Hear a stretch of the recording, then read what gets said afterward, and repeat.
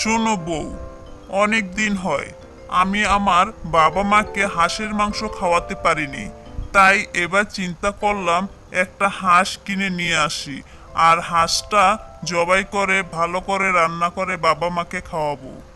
তোমার তো টাকার পাহাড় হয়ে গেছে, এজন্য বাবা মার জন্য মায়া উতলায় উঠতাছে।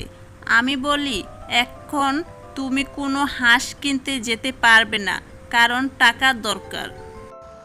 শোনো, টাকার চাইতে বেশি মূল্যবান সম্পদ হলো আমার বাবা মা। আমি আমার বাবা মার জন্য হাঁস নিয়ে আসতেছি, তুমি খুব ভালো করে রান্না করবে, এ নিয়ে আর কোনো দ্বিতীয়বার কথা হবে না। তুমি হলে একটা গাত্তেরা জামাই, কখনই তোমাকে কোনো কিছু বুঝাতে পারি না। এখনই তো আমাদের সময় টাকা পয়সা কিছু সঞ্চয় করে রাখা। তুমি কেন বুঝতে চাও না? আমাদের তো একটা ছেলে আছে। তাই বলে কি আমি আমার বয়স্ক বাবা মাকে না খাওয়াইয়ে সঞ্চয় করে রাখবো? সেটা হতে পারে না, আমি সেটা কখনই হতে দেব না। শোনো বউ, আমি তোমার কথা মতো কখনই চলতে পারবো না, এই নিয়ে অনেকবার ঝগড়া হয়েছে তোমার সাথে। যাও যাও, যা খুশি তা করো। কখনই তো তুমি আমার কথা শোনোনি। আমি হাজারবার বললেও আমার কথা তুমি ফিরিয়ে দাও।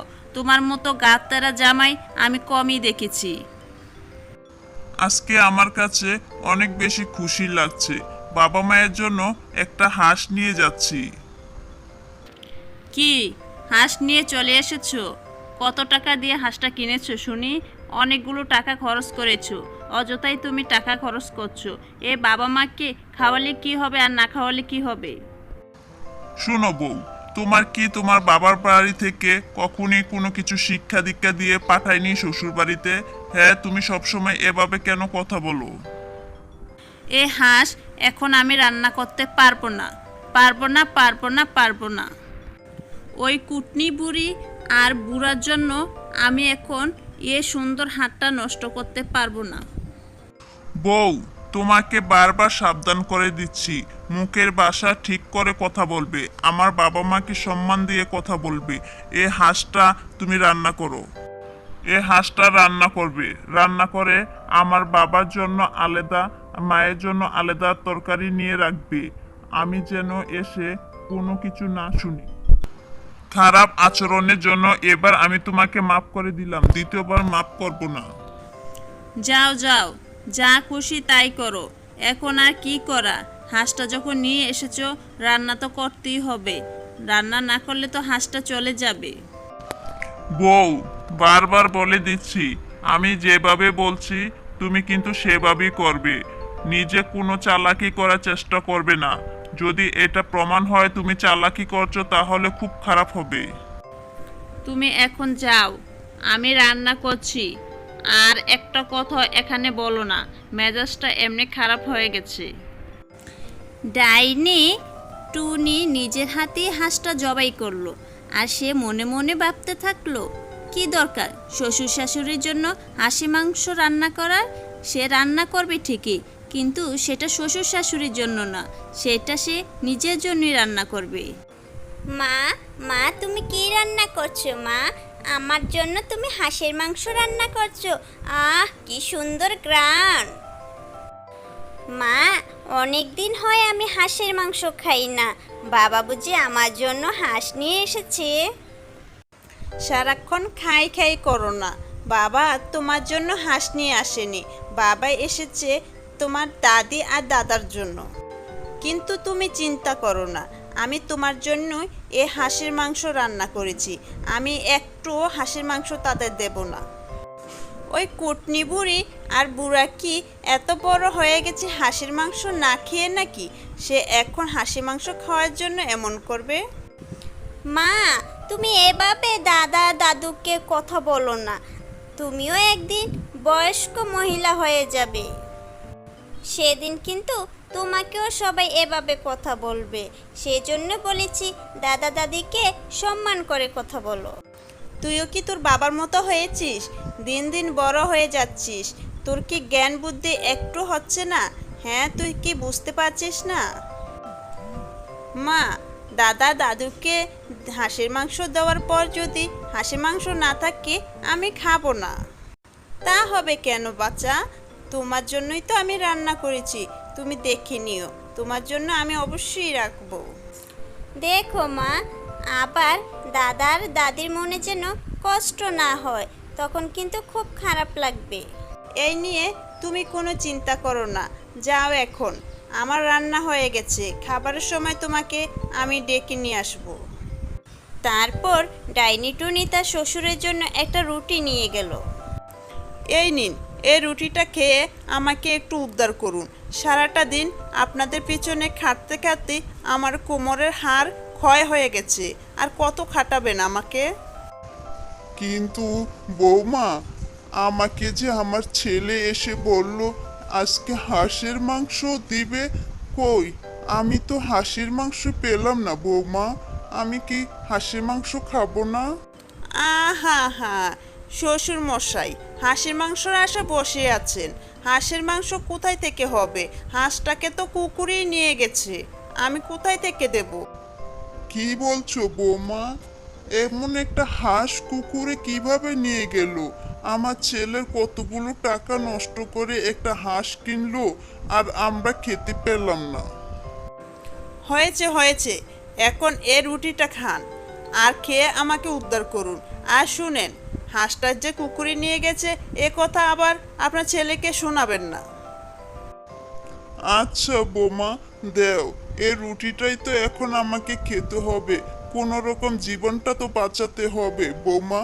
আমার খুব ক্ষুধা লেগে গেছে, দাও মা, দাও, এই রুটিটাই দাও।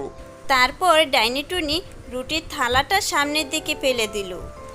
এই নিন, এখান থেকে রুটিটা আপনি কুড়িয়ে খান, আপনাদের যন্ত্রণায় আর বাঁচা গেল না।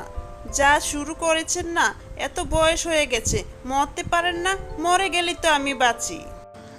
ও বৌমা, বৌমা, আমাকে একটু গরম পানি দিয়ে যাও বৌমা, আমার অনেক পানি পিপাসা লাগছে, একটু দিয়ে যাও বৌমা। এ কুটনি বুড়ি যন্ত্রণায় আর ঘরে থাকা গেল না। এ কুটনি বুড়ি, এই নে তোর পানি দিয়ে গেলাম, তুই খা, কিন্তু এটা গরম পানি না, আমি এটা তোর জন্য ঠান্ডা পানি এনেছি, তুই খা, খেয়ে তুই মর। এ দুইজন বুড়া বুড়ির যন্ত্রণায় ঘরে আর থাকতে পারছি না। কি করতে চাস বলতো? আমার জীবনটা শেষ করে দিচ্ছিস? তোদের পেছনে খাটতে খাটতে আমি এখন মেরুদণ্ড ক্ষয় হয়ে গেছে। বৌমা, আমি তোমার শাশুড়ি মা লাগি, আমার সাথে এভাবে কথা বলো না, তোমার স্বামী অনেক রাগ করবে, আমি তোমার স্বামীর মা, তুমি একটু সম্মান দিয়ে কথা বলো। স্বামীর মা, তাতে কি হয়ে গেছে? বয়ে গেছে, মহাভারত অশুদ্ধ হয়ে গেছে? আমি তোমার সাথে এভাবে কথা বলবো না ওভাবে কথা বলবো, তুমি আমাকে শিখিয়ে দিবে, তাই না? শিখিয়ে দিবে। বৌমা, বাবা মাকে তোমাকে একটু শিক্ষা দীক্ষা দিয়ে শ্বশুর বাড়িতে পাঠায়নি? আমি তোমার শাশুড়ি মা, আমি তোমার অনেক গুরুজন, একটু সম্মান দিলে কি এমন ক্ষতি হয়? এই নে, পানি চেয়েছো, পানি দিয়েছি, যত খুশি পানি খাও। বৌমা, এটা তুমি কি করলে? তুমি যে পানির গ্লাসটা ভেঙে ফেললে, এটা তো তোমার কাজ ঠিক হলো না। আমি এখন কিভাবে পানি খাবো? একটু পানি তো চেয়েছিলাম, বেশি কিছু তো চাইনি। ওই, আমি এটা ফেলেছি তোর জন্য, ফেলেছি তোর জন্য ফেলেছি। তুই আর তোর স্বামী এ দুইজন মিলে এ বাড়ি থেকে কবে বিদায় হবি বল? তোদেরকে বৃদ্ধাশ্রমে দিয়ে আসবো, হ্যাঁ তোদেরকে বৃদ্ধাশ্রমে দিয়ে আসবো। আমার স্বামী কোনো কথা শোনে না, আমার তোদের জন্য শোনে না, একদম মায়ায় ফেটে যাচ্ছে তোদের জন্য। আমি এখন তোকে মেরেই ফেলবো। মরস না কেন কুটনি বুড়ি, মরস না কেন? এখনই তুই এমন মার খাবি আমার হাতে যেন তোর দুমটা বের হয়ে যায়। আমি তোকে ইচ্ছা মতো মারবো, মর কুটনি বুড়ি, মর। না, তুই এভাবে মরবি না, তোকে নিয়ে যাচ্ছি, একদম ফাঁসির দড়িতে তোকে ঝুলাবো, তারপর দেখি তুই কিভাবে বেঁচে যাস। বৌমা, তুমি এমন করো না, আমি তোমার শাশুড়ি মা, মায়ের মতো, আমাকে গলায় দড়ি দিও না। আমি তোদের যন্ত্রণায় ঘরে এক মুঠো ভাত খেতে পারি না, তোদের জন্য টাকা পয়সা সঞ্চয় করতে পারি না। আমার একটা ছেলে আছে, আমার ছেলের ভবিষ্যৎ আছে, তোদের জন্য কিছুই করতে পারি না। তাই বলে বৌমা তুমি আমায় ফাঁসির দড়িতে ঝুলাবে? তোমার স্বামী যখন আসবে, তার মায়ের কথা জানতে চাইবে, তুমি কি উত্তর দিবে বলো তো বৌমা, কি উত্তর দিবে? আমি বলবো তোমার মা আমাকে ফাঁসানোর জন্য আত্মহত্যা করেছে, বুঝলে? আমার মাথায় অনেক জ্ঞান, আমাকে কেউ ফাঁসাতে পারবে না। ছি বোমা, ছি, তোমার অত্যাচারে আমরা সবাই অতিষ্ঠ হয়ে গেছি। তুমি এতটা খারাপ কিভাবে হতে পারো? তুমি একটা ডাইনি, তুমি একটা জল্লাদ। ও আপনি যা খুশি তা বলেন, তাতে আমার কিচ্ছু যায় আসে না। এখন থেকে আমি স্বাধীন মতো চলতে পারবো। আমি এখন মুক্ত। আপনাদের দুজনকে আমি শেষ করে দেব আস্তে আস্তে। যাই, একটা যন্ত্রণা শেষ হয়েছে, এখন আরেকটার গিয়ে ধরি। মা, মা, দেখো আমার কি অবস্থা করেছে মা। আমার শরীরে গুলি লেগে গেছে মা, গুলি লেগেছে। এ কি বাবা, তোমাকে কে এমন করেছে? কার এত বড় সাহস আমার ছেলেকে গুলি করেছে? এমন কাজটা কে করতে পারলো? হ্যাঁ, কার এত বড় সাহস যে আমার ছেলেকে গুলি করে? মা, আমার বাবাই আমাকে গুলি করেছে জানো, সেটাও বা তোমার জন্য করেছে।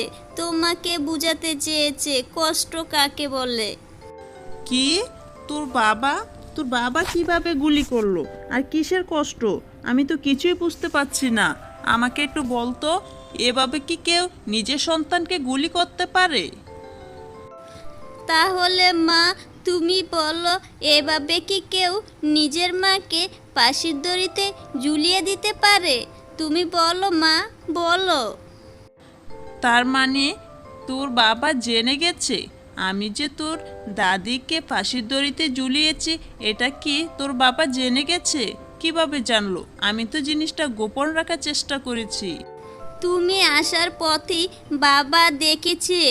ও, তুমি দাদিমাকে কিভাবে ফাঁসির দড়িতে ঝুলিয়ে রেখেছিলে। দাদিমাকে আমার বাবা বাঁচিয়েছে। আমার অনেক ভুল হয়ে গেছে, আমি অনেক পাপ করেছি। বাপ, আমাকে তুই ক্ষমা করে দে। আমার ভুলের জন্য তুই এত কষ্ট পাচ্ছিস। তোর জন্য আমার বুকটা ছিঁড়ে যাচ্ছে। আমার ভুল হয়ে গেছে। হ্যালো বন্ধুরা, কেমন আছো সবাই? আশা করি সবাই ভালো আছো। আমাদের এই গল্পটি কেমন লাগলো?